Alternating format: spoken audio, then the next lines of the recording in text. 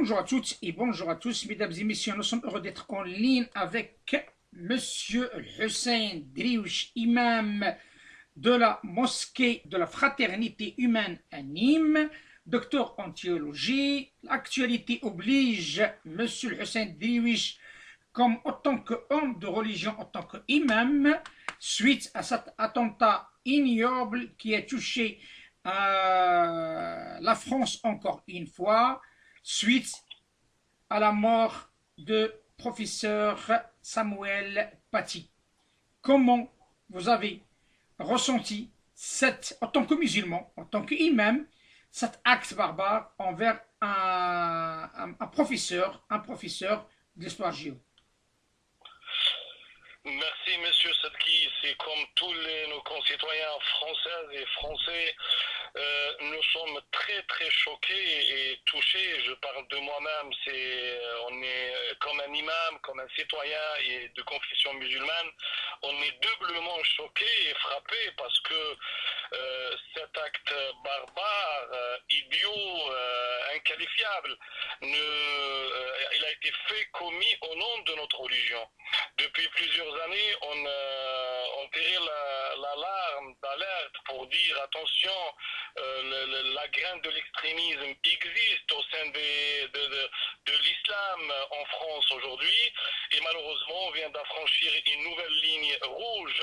Mais je peux rassurer tous nos concitoyennes et nos concitoyens qu'il y a un groupe de lumière qui combat l'extrémisme au sein des musulmans. La majorité des musulmans qui sont contre ces actes, qui combattent aussi chaque jour, chacun à leur façon, cet extrémisme et cette haine, ces discours de certains imams extrémistes. Je pense que les musulmans, ils font partie de la nation. La majorité, elles s'inscrivent dans la République, mais je peux vous rassurer qu'il y a un bon nombre des imams et des représentants de l'islam qui sont là, qui se présentent aujourd'hui à Paris, qui sont dans toutes les provinces pour engager, pour combattre cet extrémisme et ce virus qui est en train de tuer, de massacrer notre vivre ensemble, mais aussi l'image de notre religion et de notre foi musulmane. Quel appel pourriez-vous faire auprès des instances qui nous dirigent, mais aussi auprès de la population française, suite à cette montée en flèche, appuyée par des médias, appuyée par des gens qui souffrent sur la brise pour créer le désordre, mais aussi une guerre civile éventuellement? Vous venez de le dire, la situation elle est critique, on a besoin à des gens, des personnes intelligentes et sages. Vous m'avez demandé quel appel je lance aux organisations qui représentent les musulmans en France, qu'ils se taisent, qu'ils dégagent, qu'ils ne sont pas là, qu'ils font rien du tout depuis plusieurs années, sauf certains courageux qui sont là sur le terrain, qui combattent, qui risquent leur vie chaque jour. Donc ces organisations qui font rien, qui ne sont pas conscients, qu'ils n'étaient pas conscients pendant plusieurs années, aucune réunion des imams, aucune réforme à l'intérieur de leur discours. Donc on compte plus sur ces organisations. C'est aux musulmans et je vois chaque jour aujourd'hui que beaucoup des musulmans qui ne sont pas des imams, qui ne sont pas des interlocuteurs, des musulmans lambda simples, des citoyens qui bougent et qui ne sont plus contents de leurs représentants, de ce qui se passe, parce que ça frappe leur existence, l'avenir de leurs enfants, leur vivre ensemble avec leurs voisins, leurs collègues du travail. Donc on vient d'affranchir une ligne rouge et c'est d'un côté ça fait bouger beaucoup des musulmans et ça c'est rassurant. On compte plus sur ces représentants. C'est rassurant comment ça s'appelle parce que les musulmans doivent bouger et le changement doit venir de l'intérieur et ça commence et c'est bien. Et quel appel vis-à-vis de la communauté nationale, suite, comme je l'ai dit au départ, par rapport à ces sirènes qui annoncent, qui tapent sur le tambour de la guerre civile? Quel message en tant qu'imam musulman qui s'adresse à la communauté nationale, à ces Français qui étaient touchés à leur chair? Écoutez, on comprend tout à fait les inquiétudes et la peur et les questions que beaucoup de concitoyens posent envers l'islam et envers le comportement islamique ici en France. On le comprend tout à fait et on n'arrêtait pas de dire il faut répondre, il faut rassurer, l'islam c'est la religion de la paix, ce n'est plus suffisant. Il faut faire des actes sur le terrain et il faut qu'on bouge.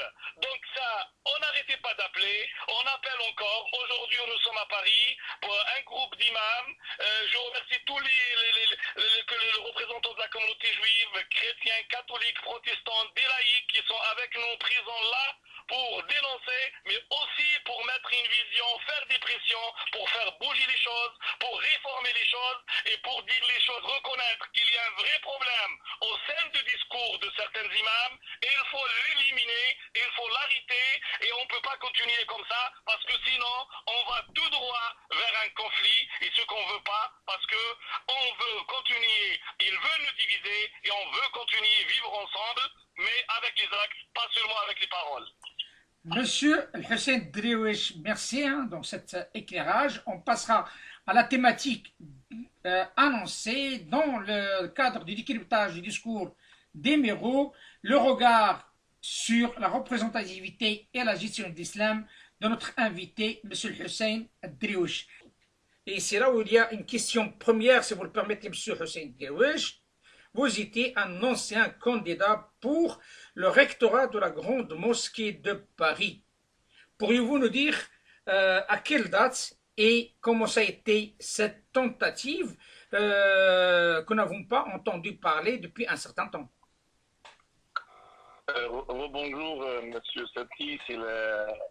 Avant tout, je vous remercie pour l'invitation et l'occasion que vous m'attribuez pour éclairer un peu ensemble la question de l'islam en France qui devient de plus en plus compliquée avec toute la complication de la crise de coronavirus, de la crise économique, de la crise sociale.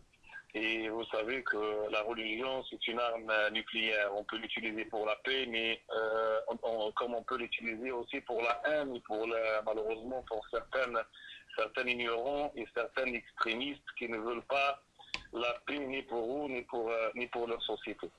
Donc, merci beaucoup pour cette occasion. Revenons à votre question par rapport à la Grande Mosquée de Paris.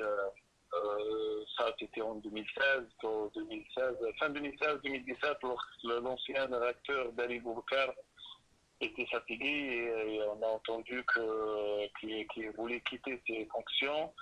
Donc ma candidature, elle était sérieuse et ça reste toujours un rêve d'avoir la mosquée de Paris avec tout le prestige qu'il a, l'histoire qu'il a et la tribune qu'il nous donne pour porter un projet d'un islam humain, pour la fraternité humaine, pour la paix, pour la lumière. Et donc c'était ma candidature officielle pour le rectorat de la mosquée de Paris. Mais on peut dire aussi que c'est encore, peut-être c'est pas le moment, mais ça reste un rêve d'avoir la chance de porter un grand projet humain et républicain pour un islam de France à partir de la Grande Mosquée de Paris qui gardera toujours sa lumière et sa place au sein de la société, mais aussi au sein de l'islam de France. Et c'est quoi qui a fait échouer cette tentative qui est révélatrice d'un nouveau sang qui ne pouvait être, parce qu'on parle de 2016, et encore mieux aujourd'hui, qu'un sang nouveau pour ce monument religieux qui se trouve au centre de Paris? Oui, je pense que vous avez tous suivi, comment s'appelle un peu, ce qui s'est passé à la mosquée de Paris avec le départ de l'ancien recteur et on a vu tout sur les journaux un peu ce qui s'est passé.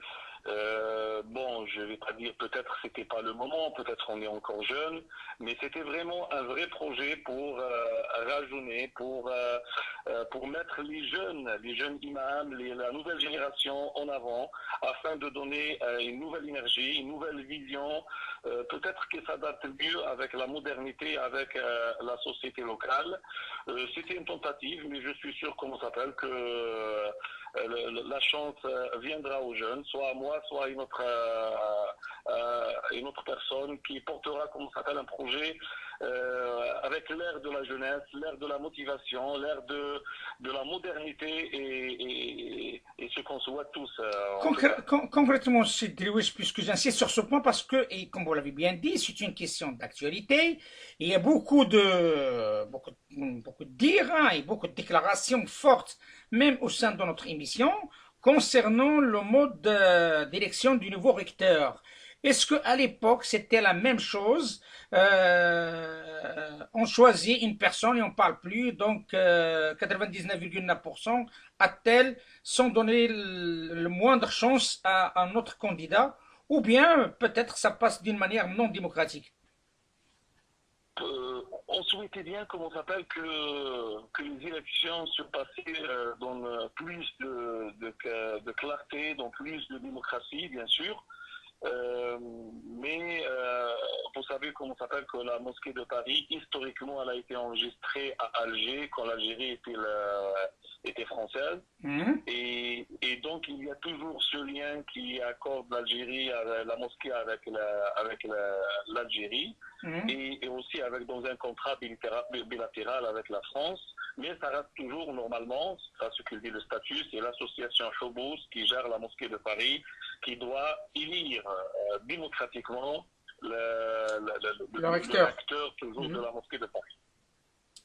Ben écoutez, espérons que cette tentative, premièrement par rapport à vous, déjà de ne pas abandonner, parce que actualité oblige, même le président de la République s'insurge par rapport à cette situation de l'islam dans son pays, qui est le nôtre, la France, parce que il y a une absence quasi totale dans les instances, auprès des instances qui représentent l'islam ici en France, des jeunes, mais aussi des femmes, et toujours les mêmes têtes, toujours les mêmes personnes, comme il l'appelle notre ami M. Sadr Slam, la nomenclatura de l'islam de France, et il le dit, il le redit, comme il l'a dit M. Liski, l'ancien préfet du culte, ce n'est pas, c'est de vivre de l'islam, ce n'est pas faire vivre l'islam. Et comme vous les avez suivi et vous avez fait partie des gens qui ont fait beaucoup de choses et des déclarations assez importantes contre le radicalisme, contre les attentats qui ont qui ont fait beaucoup couler de sang, soit musulmans, soit autres, parce que les terroristes ont touché tout le monde, et ça tout le monde le sait, et vous trouvez normal qu'on continue toujours à gérer l'islam de la manière comme il est fait actuellement, puisque l'objet de votre déclaration ce jour se forme d'un regard, d'un homme d'expérience, d'un jeune musulman républicain, bien formé, qui voit les choses peut-être autrement, d'une manière plus rajeunie, mais aussi d'une manière plus intégrée dans une société où la religion a une place, mais pas la première place, parce qu'on vit dans un pays laïque. Certainement. Donc, je reprends votre dernière phrase. On est dans un pays laïque, et d'ailleurs, on a de la chance d'être dans un pays laïque pour avoir la liberté de culte de chacun, de chaque communauté, de chaque citoyenne et de chaque citoyen. Ça, c'est la laïcité, c'est la plus belle chance qu'on peut avoir dans une république. Donc peut-être nous les jeunes, je me permets de parler un peu au nom des jeunes parce que on est toujours considérés comme des jeunes, même par les instances musulmanes. On n'est pas encore mûrs, on n'est pas encore sages, donc on était toujours derrière. Mais cela, ça nous a permis de vivre toujours au fond de la société, vivre avec la communauté, vivre au sein de la société, et il nous a pas fait éloigner d'elle. Et peut-être c'était un avantage pour comprendre un peu ce qui se passe exactement.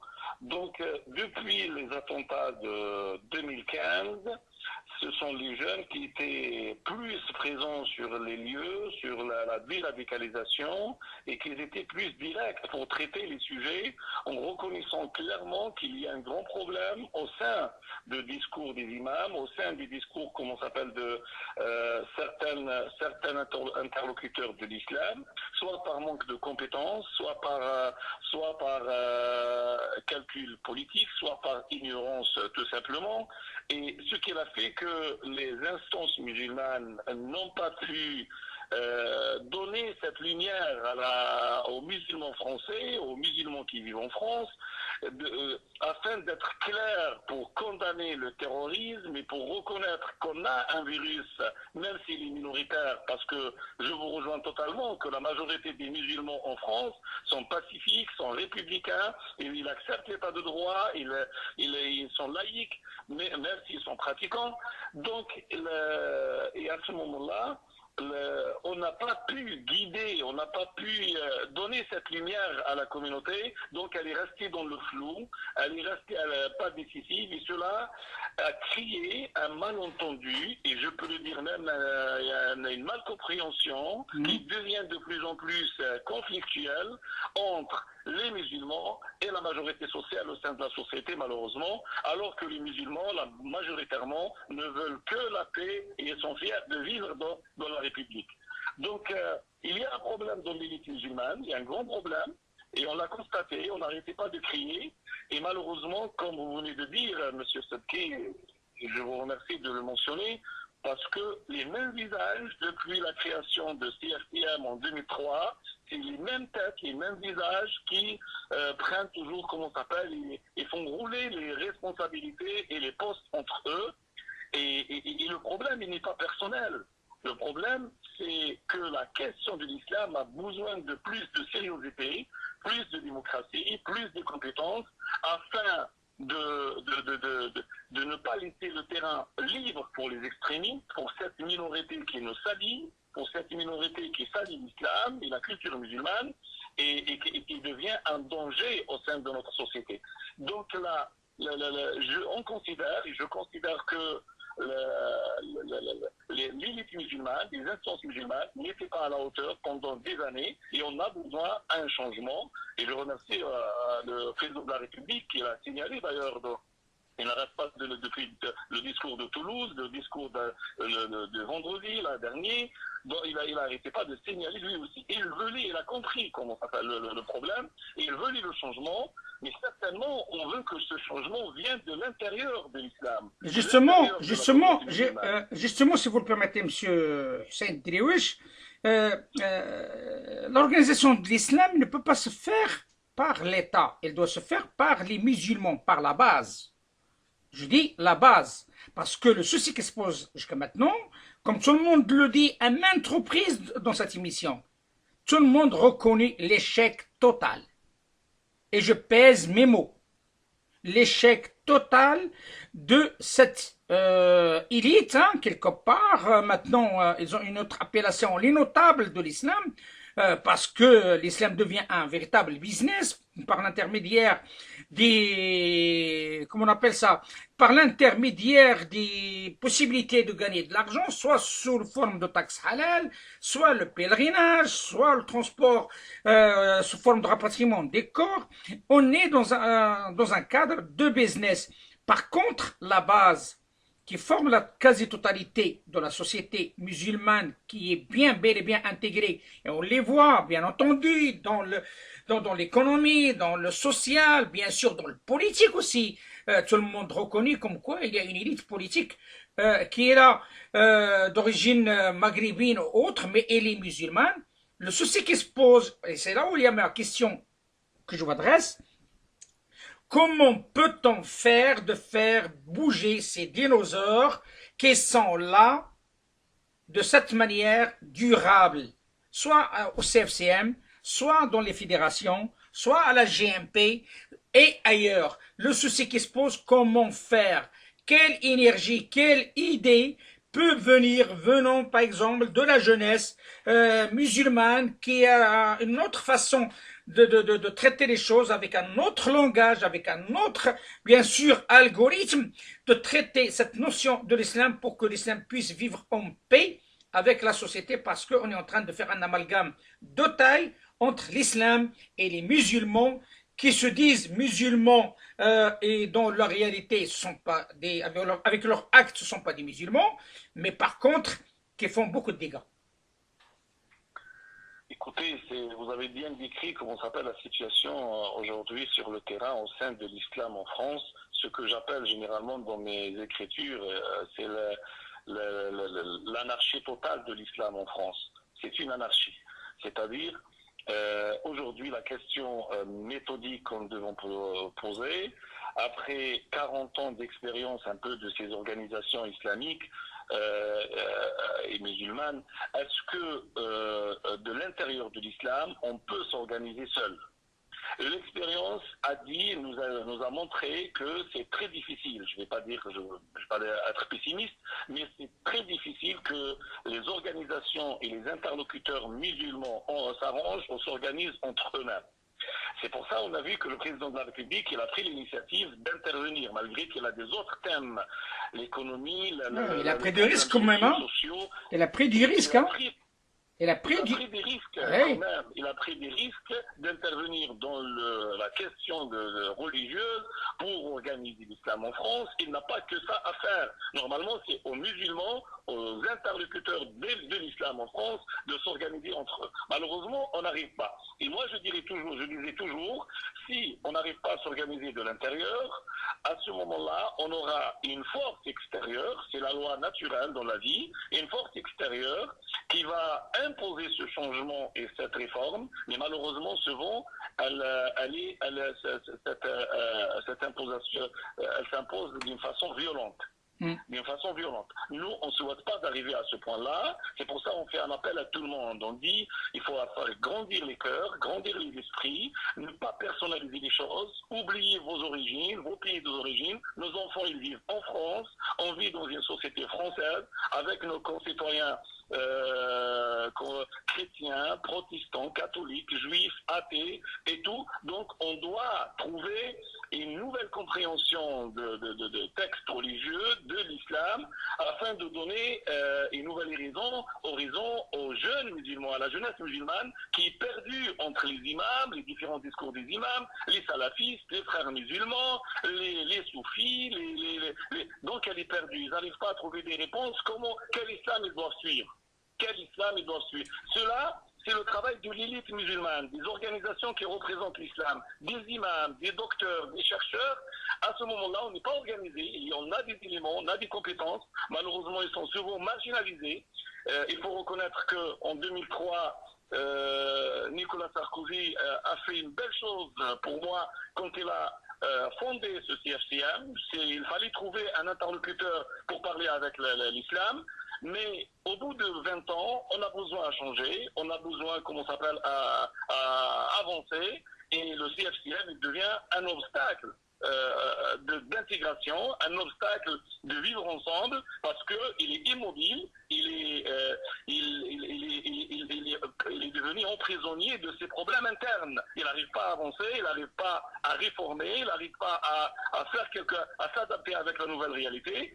Et l'État, le gouvernement, il lui a donné pendant la fondation beaucoup d'autorité. C'est le seul interlocuteur. C'est le seul qui nomme les aumôniers. C'est en prison, à l'hôpital, au sein de l'armée. Donc il lui a donné beaucoup de pouvoir. Et ce pouvoir, il est utilisé aujourd'hui, malheureusement, avec toutes les problématiques qu'il est en train de vivre, contre les réformistes, contre le processus de la progression et la réforme de l'islam. Et ça nous empêche d'avancer. Et ce message, on essaye souvent de le transmettre aux autorités afin de nous aider à faire la réforme et le changement de l'intérieur de l'islam pour ne pas qu'il viendra violemment de l'extérieur. Monsieur Hussein Driouech, votre diagnostic, c'est un diagnostic qui est réel et beaucoup de monde le partage. Ils l'ont partagé dans notre chaîne comme ils l'ont partagé ailleurs. Mais en tant que jeune imam, en tant que républicain, en tant que personne qui détient une mosquée à Nîmes, quelles propositions concrètes que vous pouvez adresser à la communauté musulmane, mais aussi à l'État français et surtout au service de culte et spécialement au ministère de l'Intérieur. Merci pour cette question, M. Sabki.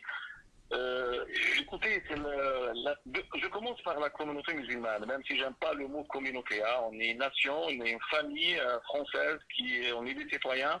J'aime pas trop le mot communauté.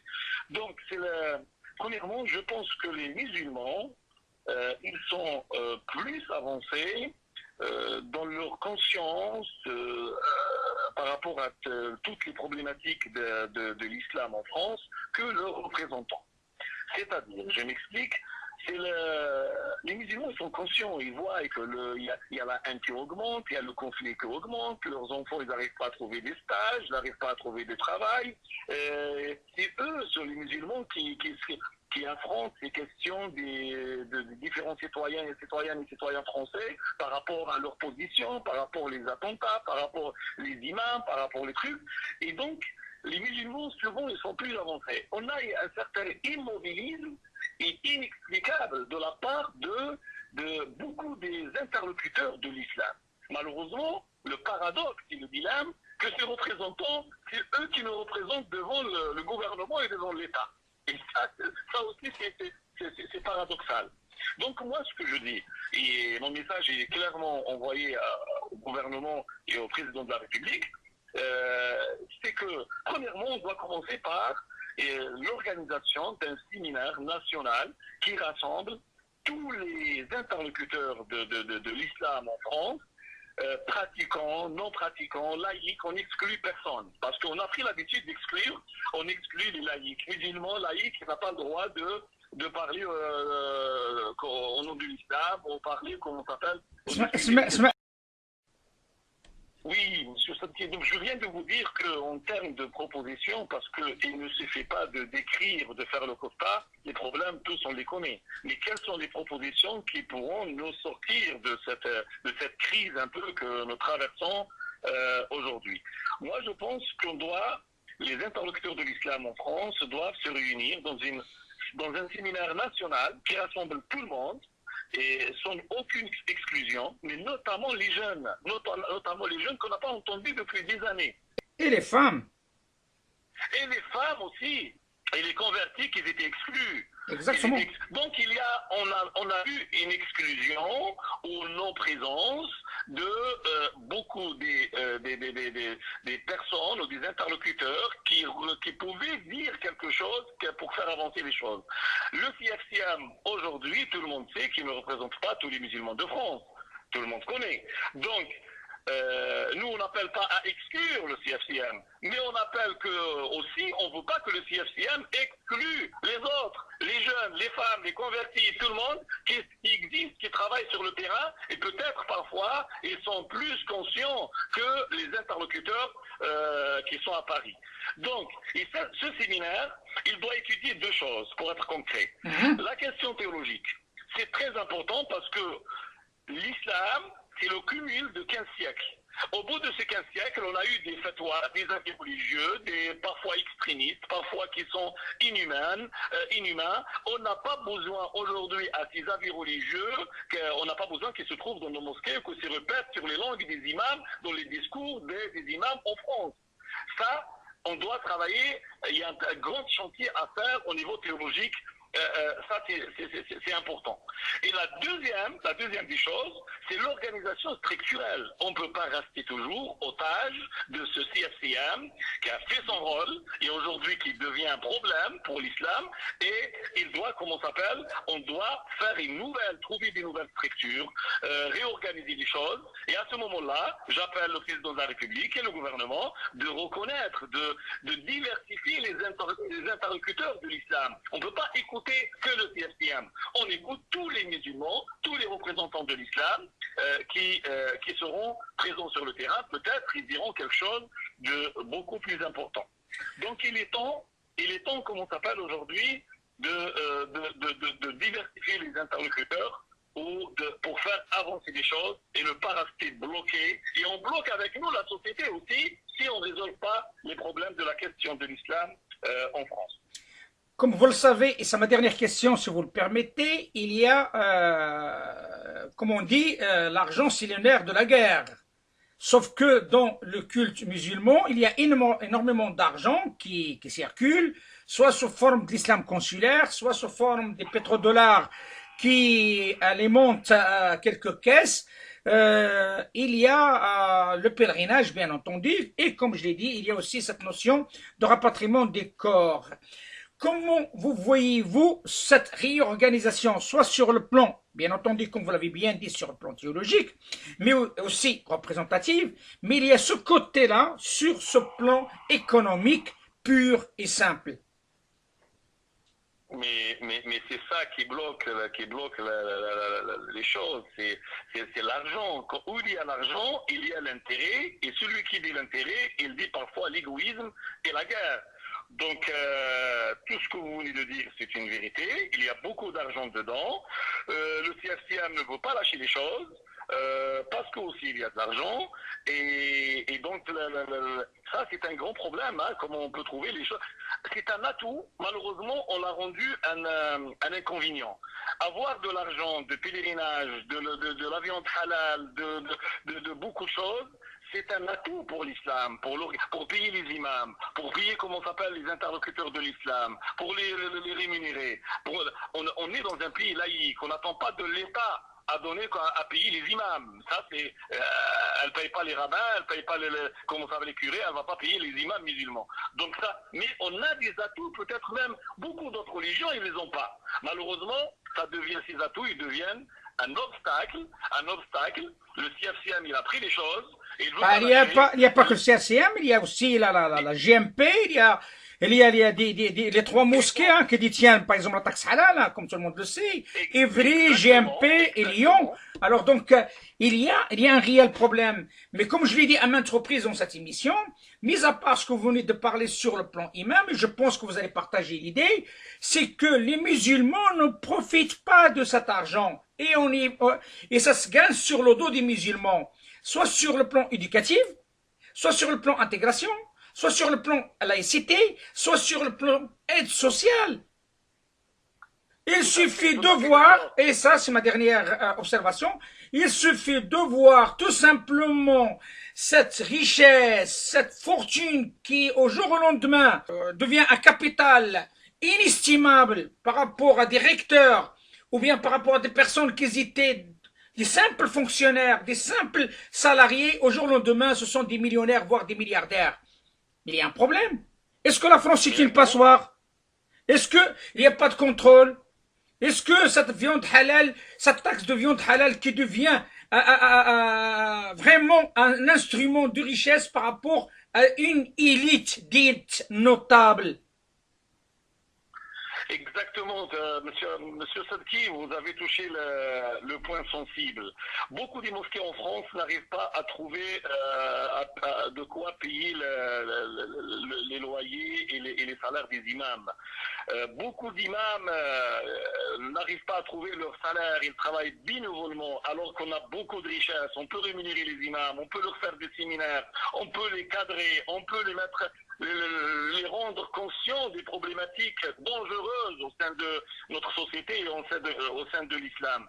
Mais lorsqu'on abandonne les choses, on vit dans une anarchie, l'argent c'est pas ils vont aux personnes qui suivent le fil, à ce moment-là, on trouve des imams qui tombent facilement dans les mains des puissances étrangères parce qu'ils les payent tout simplement, parce qu'ils leur donnent de l'argent. Et ces imams, ils ont des familles, ils ont des enfants, donc facilement on peut les attirer.